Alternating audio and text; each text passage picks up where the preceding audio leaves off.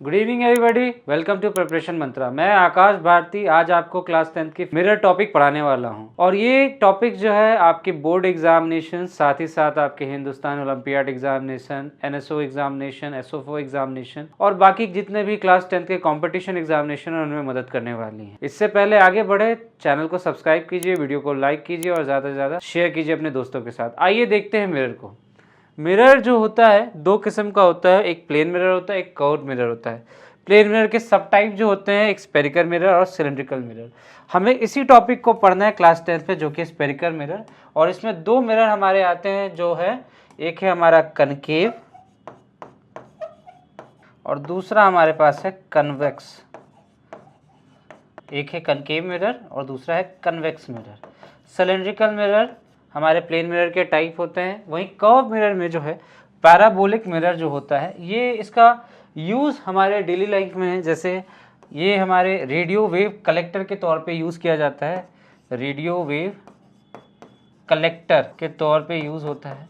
आप इवन आपके पास जो डिश टीवी होता है या फिर आप जो यूज़ करते हो टाटा स्काई, तो उसमें जो सैटेलाइट की जो रेज आती है, वेव आती है, उसको कलेक्ट करने के लिए उसकी जो शेप होती है वो पैराबोलिक बनाई जाती है। इसका पहला है रेडियो वेव कलेक्टर के तौर पे। दूसरा इसके पास है ये सोलर हीटर के तौर पे यूज़ किया जाता है, ठीक है, सोलर हीटर के तौर पे यूज़ किया जाता है। और चौथा है एलिप्सॉइड मिरर। इसका ज़्यादा कुछ खास हमारे सिलेबस से लेना देना नहीं है, फिर भी मैं आपको एक्स्ट्रा बता दे रहा हूँ कि ये मिरर के टाइप होते हैं। अब हम लोग जो है पढ़ने जा रहे हैं स्फेरिकल मिरर के बारे में। किसके बारे में? Spherical mirror. स्फेरिकल मिरर होता क्या है? स्फेरिकल मिरर एक किस्म का कर्व मिरर होता है, जहाँ पे कर्व जो पार्ट होती है, अगर वो स्फेयर का पार्ट है, देन वो क्या कहलाया जाती है? Spherical mirror. आपको हो सकता है कि ये स्टेटमेंट समझ में ना आए, मैं आपको सिंपल फॉर्म में समझाता हूँ। ये एक हॉलो स्फेयर है जो कि रिफ्लेक्टिंग पार्ट को कवर करता है। अगर हम क्या करते हैं, इस मिरर के एक पार्ट को कटेट करते हैं और कटेट करने के बाद मान लीजिए हमने यहाँ से कट कर दिया, यहाँ से कट किया, तो हमारा यहाँ का पार्ट रिफ्लेक्टिंग बना और पीछे के पार्ट को हमने क्या किया? शाइन कर दिया। तो इस पूरे मिरर का ये जो पार्ट होगा वो हमारा कहलाएगा कनकेव मिरर, क्योंकि इसकी रिफ्लेक्टिंग जो पार्ट है वो सामने की ओर है। वहीं इस साइड के मिरर को हम अगर कट करते हैं तो आप ये देख सकते हो कि इस साइड में जो है ये आपका खाली जगह है, पर इस साइड में आपका भरा हुआ है। रिफ्लेक्टिंग पार्ट जो है आपने उसको क्या किया? सिल्वर कोटिंग कर दी और इसको जो है ओपैक बना दिया पीछे से। पीछे वाला इसका रिफ्लेक्टिंग था, आपने उसको बंद कर दिया। आपने जो नॉन रिफ्लेक्टिंग था उस पर क्या किया? आपने कोटिंग कर दी। तो उससे जब रे आएगी ना तो वो टकरा के वापस चली जाएगी। तो इस तरीके के मिरर को हम लोग क्या कहते हैं? Convex mirror. अब जो है हम लोग इसके कुछ टर्म्स होते हैं, टर्मोलॉजी, वो देखते हैं। आइए अब बारी बारी से हम देखते हैं मिरर के टर्म्स को। सबसे पहले आता है हमारा सेंटर ऑफ कर्वेचर। क्या होता है सेंटर ऑफ कर्वेचर? जो होलो स्फीयर का सेंटर होता है, होलो स्फीयर की जो सेंटर होती है वो मिरर की क्या बन जाती है? Centre of curvature. It means that the centre of curvature is the centre of the hollow sphere in which the curve mirror is the part, it is called centre of curvature. मैं लिख देता हूँ उसको। आइए centre of curvature के बारे में जानते हैं। सेंटर ऑफ कर्वेचर क्या होता है? Centre of curvature hollow sphere का सेंटर होता है, जहाँ पे कर्व मिरर उसका पार्ट होता है, उसी को हम लोग कहते हैं सेंटर ऑफ कर्वेचर। इसको हम लोग सी से रिप्रेजेंट करते हैं।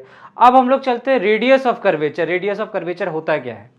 रेडियस ऑफ कर्वेचर ये कहता है कि स्फेरिकल मिरर का जो रेडियस होता है, स्फेरिकल मिरर का जो रेडियस होता है वो जो है उसका पार्ट हो कर्व मिरर, तो उसको हम लोग कह देते हैं कर्व मिरर का रेडियस ऑफ कर्वेचर। आपको सब मैं डायग्राम बना के दिखाऊंगा, जिससे आपको एकदम क्लैरिफाई हो जाएगा कि कौन सेंटर ऑफ कर्वेचर होता है, कौन रेडियस ऑफ कर्वेचर होता है। इसको हम लोग जो है रेडियस ऑफ कर्वेचर को स्मॉल आर से रिप्रेजेंट करते हैं।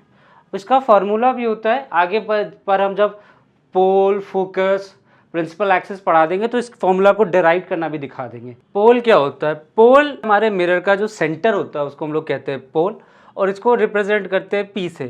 प्रिंसिपल एक्सिस एक लाइन होता है जो ज्वाइन करता है मिरर के पोल को और सेंटर ऑफ कर्वेचर, मतलब मिरर के सेंटर ऑफ कर्वेचर और पोल को जो ज्वाइन करता है उसको हम लोग कहते हैं principal axis.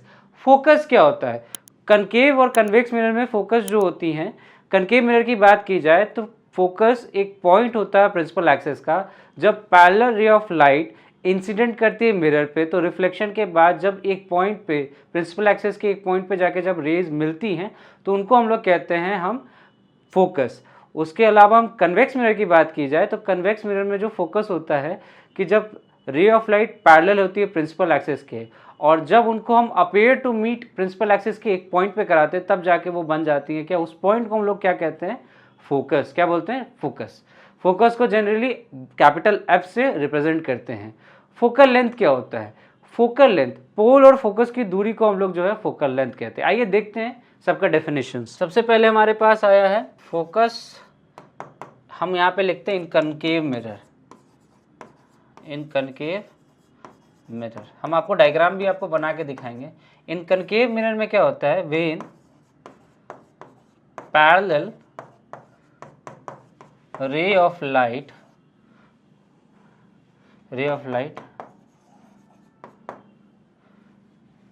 incident at the reflecting surface of mirror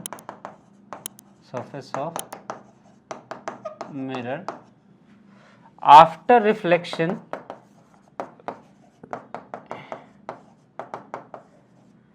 it meet at one point on the it meet at one point on the principal axis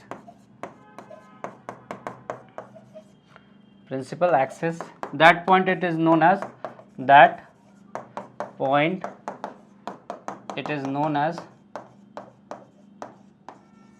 focus। Diagram मैं आपको बना के दिखाता हूँ। ये हमारा कोई कनकेव मिरर है, ये हमारा प्रिंसिपल एक्सिस है, ये हमारा पोल है। यहाँ से कुछ रेज आई जो कि पैरेलल है प्रिंसिपल एक्सिस की और अपने में भी पैरेलल है। यहाँ पे रिफ्लेक्शन के बाद किसी एक पॉइंट पे कट कर गई। ये एक पॉइंट हमारा जो हुआ यही हमारा फोकस कहलाएगा। क्या कहलाएगा, फोकस। अब बात करते हैं कन्वेक्स मिरर में। कन्वेक्स मिरर में जो फोकस होगा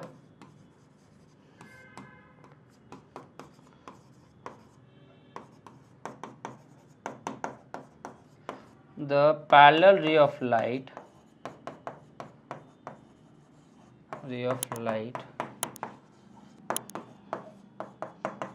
at the mirror and after reflection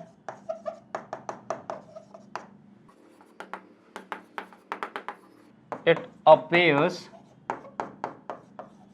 to meet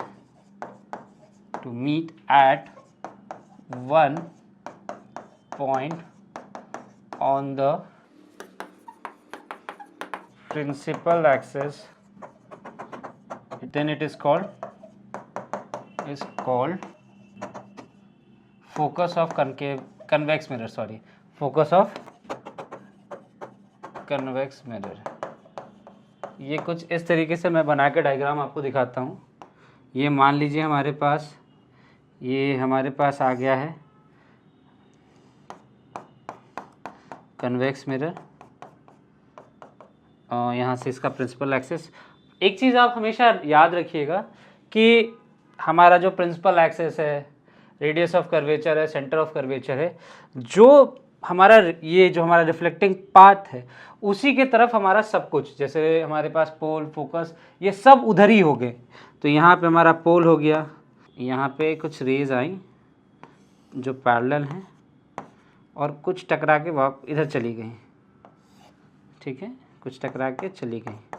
अब इनको हम ना अपेयर कराएंगे।